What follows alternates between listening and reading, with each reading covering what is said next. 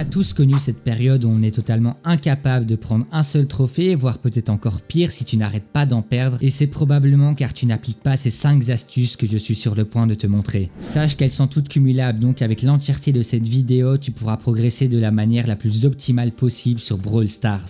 Voici un graphique de mon évolution sur le jeu et on peut voir que j'ai énormément pris en trophée depuis début 2024. Ça, toi aussi tu pourras le faire, je t'explique tout maintenant, mais avant ça, moi c'est Alex, c'est ma toute première vidéo longue, donc n'hésite pas à t'abonner et à lâcher ton meilleur pouce bleu si mon contenu te plaît.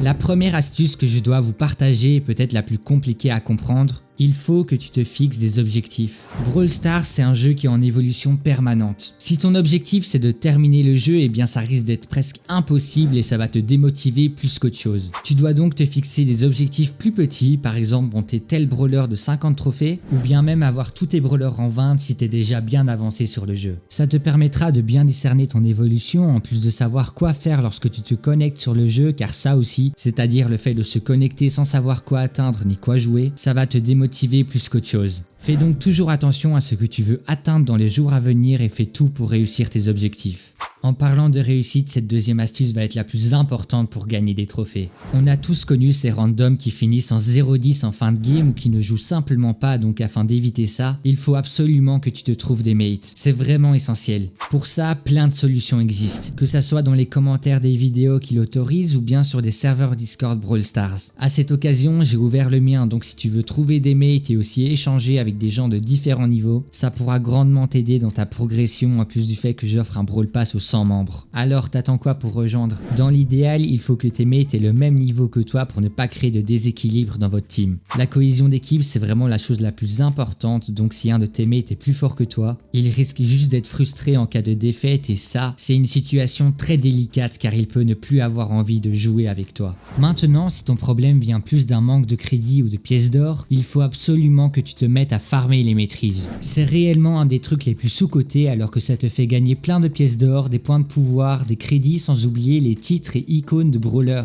Tu dois donc jouer tous tes brawlers pour les mettre au moins bronze 1 et ainsi gagner plein de pièces d'or pour améliorer le niveau de tous tes persos. Plus tes brawlers auront un bon niveau et plus ils pourront être efficaces en jeu et jouables en classé, ce qui est toujours bien pour ton profil. En plus, tu auras aussi l'occasion de gagner plein de trophées car mettre un brawler en 30 est très clairement plus difficile que de mettre 2 brawlers en 20, surtout en random. Bon, maintenant si t'as énormément de problèmes de connexion, cette astuce risque de grandement t'aider. Je faisais aussi partie de ces gens qui perdaient énormément de trophées suite à des pertes de connexion et j'ai donc pleuré jusqu'à trouver GearUp.